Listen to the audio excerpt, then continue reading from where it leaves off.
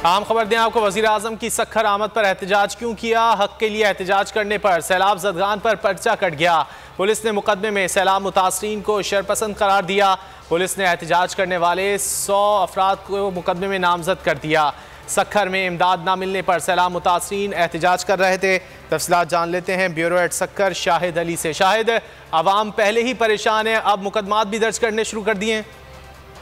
जी हाँ, वज़ीर आज़म पाकिस्तान शहबाज शरीफ जब सक्खर तशरीफ लाए थे तो उन्होंने यहाँ एक स्कूल में मीडिया टॉक की थी। इस दौरान स्कूल के बाहर जो है वो सैकड़ों की तादाद में सैलाब मुतासरीन, बारिश मुतासरीन ने एहतजाज किया। उन्होंने कहा कि हमें खाने पीने का सामान नहीं मिल रहा, हमें टैंक नहीं मिल रहा, हम लोग बेघर हैं, हमारे घर गिर गए हैं, हमारी मदद की जाए।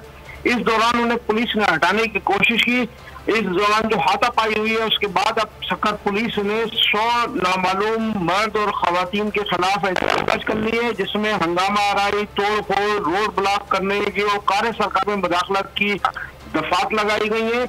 अब पुलिस तर्जुमान का कहना है कि किसी भी शख्स को कानून को हाथ में लेने की इजाजत दी जाएगी, क्योंकि चूंकि वीआईपी मूवमेंट थी, ऐसे मौके पर लोगों को मना किया गया था कि उस तरफ ना आए। उसके बावजूद उन्होंने वहां पर आकर पुलिस से हाथापाई की, पुलिस पर पथराव किया, वहां पर रोड ब्लॉक करने की कोशिश की, इसलिए FIR दर्ज की गई है।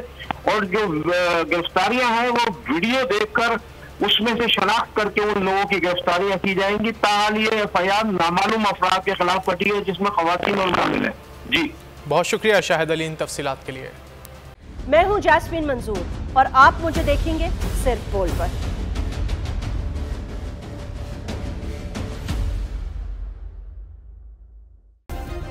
सब्सक्राइब करें और बेल दबाएं ताकि कोई खबर रह न जाए।